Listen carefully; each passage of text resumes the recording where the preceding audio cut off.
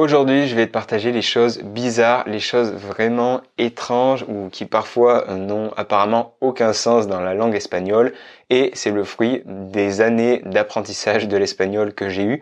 Donc tu vas voir qu'il y a des choses quand même qui sont vraiment très étranges dans cette langue. Peut-être que toi aussi d'ailleurs t'es déjà tombé dessus et tu t'es dit mais pourquoi c'est comme ça? Donc on va voir ça ensemble. Cette vidéo, c'est la première partie de ce thème sur la langue espagnole n'a aucun sens. Et tu pourras voir la deuxième partie que je publierai un peu plus tard. Si elle est déjà publiée d'ailleurs, tu trouveras le lien dans la description. Tu pourras donc enchaîner les deux vidéos.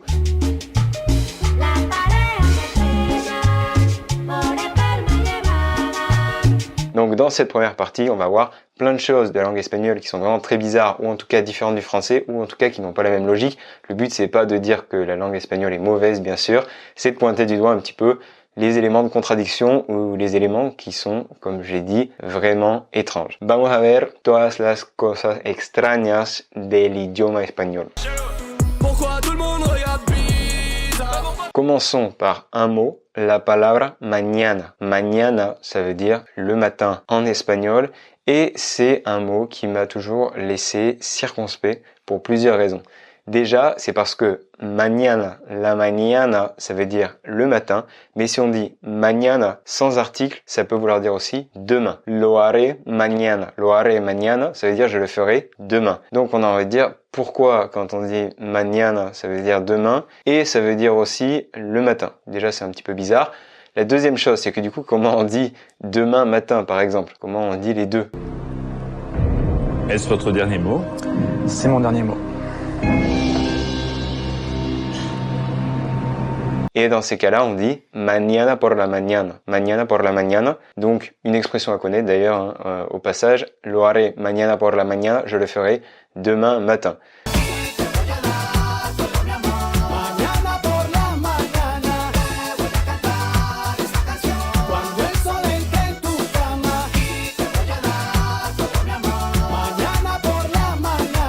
Donc, première chose que je trouvais vraiment étrange en espagnol, c'est de dire demain et le matin avec le même mot qui est mañana et qui donne lieu à cette expression très étrange, mañana por la mañana, un petit peu répétitive, pour dire demain matin, parce que ces deux mots se disent pareil en espagnol. Bueno, ahora pasemos a otra cosa un poco rara del idioma español, pero esta vez se trata del español mexicano.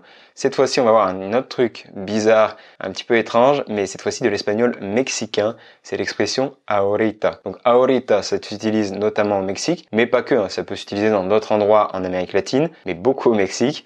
Et ce que je trouve bizarre avec cette expression ahorita, c'est qu'elle vient de ahora. Ahora, ça veut dire maintenant. Et on sait que ito ou ita, en général, c'est un petit diminutif qui veut dire quelque chose encore plus petit. Par exemple, si je dis una cucharita, petite cuillère cucharita. Donc cette fois-ci, on dit ahorita. Donc ça voudrait dire à peu près la même chose, non? Ahora, ahorita. Maintenant, tout de suite, on est d'accord. Sauf qu'il y a un gros décalage quand les Mexicains te disent ahorita entre le fait de faire la chose maintenant et le fait de la faire plus tard. Et très souvent, quand on te dit ça, quand un hispanophone te dit ça, il va pas faire la chose tout de suite. Il va la faire d'ici quelques heures, voire quelques jours, voire des semaines plus tard, voire parfois ne jamais faire la chose en question. Entendu, je vous appelle et je vous dis quoi? Eh ben qu'il a bien le dossier en main. Oui, c'est ça. Je vous appelle de là-bas et je vous dis quoi? Quoi? Mais je viens de vous le dire quoi? Oui, j'ai bien compris. Donc vous m'appelez? Oui, c'est ça. Une fois que je remets en main propre, je vous appelle de là-bas et je vous dis quoi? Je sais pas, moi. Par exemple, allô, c'est Antoine, ça y est, je viens de donner le dossier en main propre au responsable du centre de tri. C'est clair? Oui, je suis pas bourse, je vous appellerai. Voilà, vous m'appelez. Et je vous dis quoi? Donc d'où ça pourrait provenir? Ça pourrait provenir notamment du fait que en Amérique latine, dans beaucoup de cultures, dire non, c'est quelque chose de très rude. Dire non à quelqu'un, dire je peux pas faire ça, dire désolé, c'est pas possible, c'est quelque chose qu'on évite à tout prix. Et c'est peut-être pour ça que parfois les gens te disent oui, mais en fait, ils peuvent pas vraiment faire le truc ou ils savent pas vraiment. Ça m'est arrivé au Costa Rica par exemple, pour demander mon chemin, des fois les gens me disaient je vais t'aider, et puis en fait ils savaient même pas où était le lieu dont je parlais, mais ils voulaient vraiment m'aider et ils voulaient surtout pas me dire non. Au Mexique, quand on va te dire ahorita lo hago ahorita, je le fais tout de suite, en fait, ça sera pas tout de suite. Donc voilà, attention, méfie-toi de ce mot. Maintenant ne veut pas dire maintenant quand on dit ahorita. En fait, on va l'utiliser pour dire après ou demain, Demain, ou en fait, après-demain, ouais. mais on n'a pas une date fixe, donc c'est comme Ouais, ça, ça ahorita. c'est très très important et c'est ce que j'ai vécu au Mexique. C'est qu'en fait pour moi ahorita, puisque ça vient de ahora maintenant, ahorita c'est comme tout de suite maintenant. Au travail là-bas, pour moi ahorita c'était tout de suite. Quand je demandais quelque chose, on me disait ahorita. Moi je comprenais que c'était tout de suite et en fait non, ça pouvait être Non. dans 5 minutes, dans 1 heure ou demain ou même jamais. Jamais, oui. Ou même jamais. Donc, On passe à une troisième chose que je trouve vraiment bizarre et qui pour moi n'a pas vraiment de sens dans la langue espagnole, c'est la derecha et derecho. Donc la derecha, tu t'en doutes, c'est la droite. Pour toi, c'est peut-être l'inverse d'ailleurs dans la vidéo. Et derecho, ça veut dire quoi? Derecho, ça veut dire tout droit. Ça se dit un petit peu plus en Amérique latine. Pour dire tout droit, on peut dire derecho ou recto. Nage droit devant toi, nage droit devant toi, nage droit devant toi, devant toi, devant toi. Que faisons-nous, nous nageons, nageons. Donc par exemple, siga recto ou siga derecho, dans tous les cas, ça veut dire continue tout droit, va tout droit. C'est une indication qu'on pourrait te demander si tu cherches ton chemin par exemple. Mais du coup, pourquoi dire derecha et derecho, ce qui voudrait dire que vraiment à une lettre près, les mots sont vraiment les mêmes. Du coup, au début, quand tu vas entendre derecho, quand tu l'entends par exemple dans des phrases, souvent tu te dis, attends, derecho, ça ressemble quand même beaucoup à droite, la droite. Donc tu te dis, sans doute que ça veut dire qu'il faut aller à droite à ce moment-là, alors que pas du tout, ça veut dire tout droit. Il va pas le faire, il va pas le faire. Mais la petite marche en bas, non. Bon, après tu vas me dire, en français c'est quand même un petit peu pareil, puisqu'on dit tout droit, droit et la droite. Donc on a ce côté un petit peu masculin, féminin. Donc là, j'avoue, j'abuse un peu, mais c'est toujours un truc sur lequel on se trompe ou qu'on peut confondre quand on commence à apprendre l'espagnol. Buenas tardes, disculpa. Buenas tardes, dime. ¿Cómo llego al mercado? Sigue derecho 2 cuadras y gira a la izquierda. De ahí avanza 3 cuadras y vas a ver el mercado a tu derecha. La dernière chose aussi, c'est qu'il faut que tu saches que el derecho, quand on dit el derecho, c'est le droit, donc le droit du travail, le droit de façon légale. Et puis soudain ça arrive, oh, eh ben voyons. On continue toujours dans le thème des choses que j'ai toujours trouvé bizarres en espagnol. Cette fois-ci, on va voir 2 autres mots. C'est la gente y la ropa. Donc la gente, ça veut dire les gens. Et qu'est-ce qui est bizarre pour moi, c'est de dire que les gens, c'est au singulier en espagnol. On dira jamais las gentes ou los gentes ou je ne sais quoi. On dira toujours la gente pour dire les gens. Et par exemple, du coup, il faut bien faire attention quand on l'accorde, parce que si on dit par exemple les gens sont très éduqués, on va dire la gente es muy educada. La gente es muy educada. Les gens sont très éduqués et donc ça sera tout au singulier. Donc voilà, une première chose bizarre, un peu chelou, on va dire. Et c'est pareil pour la ropa. La ropa, ça veut dire les vêtements. Donc llevar ropa, c'est porter des vêtements. Una tienda de ropa, c'est un magasin de vêtements.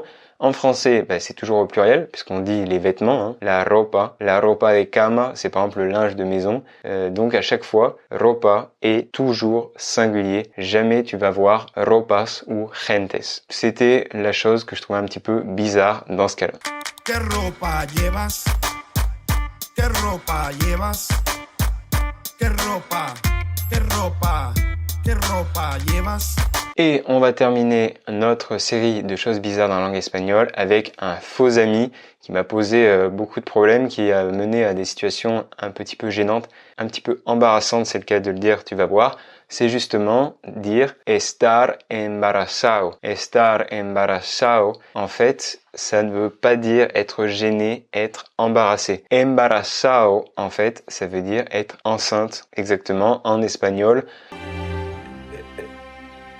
¿Es eso lo que querías decirme, mi amor? ¿Qué cosa? ¿Estás embarazada? Donc, c'est quelque chose qui est très bizarre parce que quand je racontais des fois des histoires, quand je parlais par exemple avec Rosmarie, mon amie vénézuélienne, je disais si estaba muy embarazado porque la situación estaba muy incómoda, je me sentais très embarrassé, la situation était très gênante, etc. Elle me disait ¿qué? Pero no puedes estar embarazado. Et elle me disait mais tu peux pas être embarazado, tout simplement parce que ça veut dire donc être enceinte. Donc en tant qu'homme, c'est un petit peu délicat. Donc ça, c'est quand même un faux ami qui est vraiment bizarre pour moi. C'est embarazado qui ne veut pas du tout dire embarrassé. Et dans ces cas-là, si tu veux vraiment dire j'étais gêné, j'étais embarrassé, tu peux dire par exemple incómodo, incómoda, incómodo. Ça peut être un synonyme, quelque chose que tu peux dire en espagnol pour exprimer ce sentiment. Donc au final, si tu es par contre enceinte, bah déjà félicitations, enhorabuena. Et tu vas pouvoir dire estoy embarazada, et toujours avec estar, attention, pas avec le verbe ser, donc estar embarazada. Un autre faux ami, messieurs ou bien mesdames, si votre compagne vous dit qu'elle est embarazada, ça ne veut pas dire qu'elle est embarrassée, c'est un tout petit peu plus intense que ça veut dire qu'elle est enceinte. D'accord? Estar embarazada significa être enceinte, c'est un autre faux ami. C'est tout pour la première partie des choses que je trouve vraiment bizarres de la langue espagnole. Il y aura une vidéo, une deuxième partie que je t'inviterai à aller voir. Quand elle sortira, on mettra le lien dans la description. Donc il y a des chances qu'elle soit déjà sortie d'ailleurs. Et ce que je voulais dire bien sûr, c'est que c'est des choses que je trouve bizarres, mais déjà souvent en fait elles ont une logique qui est cachée. Donc souvent c'est juste moi qui trouvais ça bizarre, mais en fait il y avait une vraie logique dessous. Et il y a plein de choses bizarres dans plein d'autres langues. Donc voilà, c'était plus pour faire une vidéo un petit peu marrante, pour rigoler un peu de ces sujets, des choses qu'on peut trouver étranges dans d'autres langues. Et d'ailleurs, moi, j'attends avec impatience que tu m'expliques dans les commentaires les raisons pour lesquelles ces choses-là sont comme ça. Je pense que tu dois le savoir, ou peut-être que tu connais certaines raisons pour lesquelles il y a ça en espagnol. Donc à toi de donner tes explications dans les commentaires, comme ça moi je pourrais les lire, et les autres aussi, parce que je suis sûr qu'il y a des trucs qui sont parfaitement logiques et que je n'ai juste pas compris la logique. Donc, si cette vidéo t'a plu, n'hésite pas a mettre un j'aime. Puedes darle me gusta si te ha gustado. Puedes suscribirte también al canal de YouTube Hola Amigo. Tu peux aussi, bien sûr, t'abonner à la chaîne YouTube Hola Amigo. Et moi, je vais t'inviter, si tu veux aller plus loin pour apprendre l'espagnol, à suivre la petite formation L'espagnol tranquille à la maison, qui est une formation sur 5 jours. Tu reçois 5 vidéos. Et pour la suivre, il te suffit de suivre le lien dans la description, d'entrer ton prénom, ton email, et tu vas pouvoir avoir des conseils, des astuces et les meilleurs outils et ressources pour progresser en espagnol en autodidacte depuis chez toi. Que demande le peuple? Je pense que c'est complet. Et je vais te dire hasta luego amigo, y por ahí.